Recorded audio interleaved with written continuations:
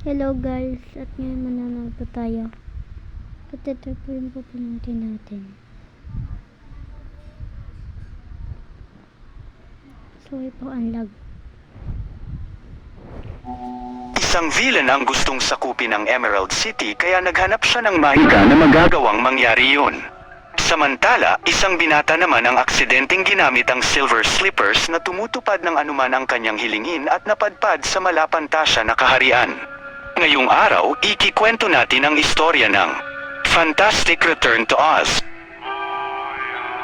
Nagsimula ang pelikula sa isang clown na may hawak ng korona at ibinigay ng mga kawal ito sa isang hari na si Irfan.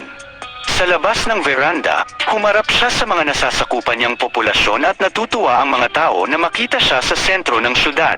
Pero ang oso sa tabi niya ay ginigising siya. Nagising tuloy siya mula sa magandang panaginip at sinabi ng oso na oras nang humarap sa mga tao sa labas. Sumunod ay kinausap niya ang mga mandirigma ng bayan habang pinapakilala nito ang sarili bilang pinakamahusay at nakakatakot na salamangkero na si Irfan. Sumigaw siya na inuutusan niyang sumikat na yung araw, pero pagkatingin ng mga tao sa likod ay wala namang nangyari. Nagalit ang mga ito at nagsimulang batuhin sila ng mga bagay at nagtago siya sa likod ng oso. Sakto namang sumikat din ang araw at namangha dito ang mga mandirigma. Sinabi niya sa mga ito na kung gusto nilang makita ulit yung araw kinabukasan, ay susunod dapat sila sa kanya para atakihin ang Emerald City. Sumakay na ngayon siya sa likod ng kanyang alagad at sinabi na sundan na lang daw siya. Pero ni isa sa mga ito ay walang gustong sumama at naglalaro lang sila ng badminton sa kanyang likuran. Pagkatapos noon, problema na ngayon ni Irfan kung paano niya sasakupin ang syudad at nagmungkahi yung oso na kailangan daw nila yung King Games book. Sumang-ayon dito yung maliit na clown kaya inutusan ng mga ito na kunin daw yung libro na yun. Sa syudad ng Emerald City, merong selebrasyon na nagaganap dahil isang taon na ang lumipas nung natalo nila ang malupit na kalaban na si Irfan. Espesyal ang araw na ito dahil gumawa sila ng malaking estatwa ng tagapagligtas nila, ang fairy ng Silver Slippers na si Dorothy. Hindi lang ito isang estatwa, gumagalaw din ito at masusorpresa kayo na sumasayaw din siya.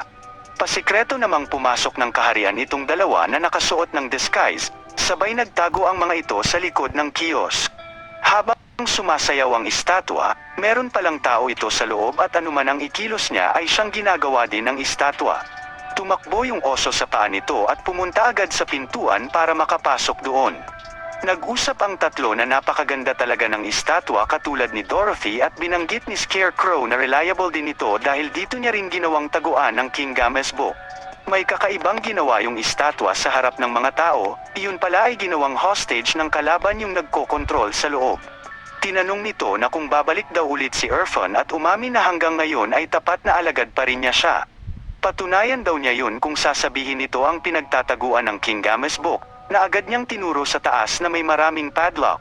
Sa ibang dimensyon ng mundo, may isang binata na si Tim, ang kumakausap sa ginawa niyang app na ang pangalan ay Blue, at humihingi ng payo kung paano makipag-usap sa kanyang crush.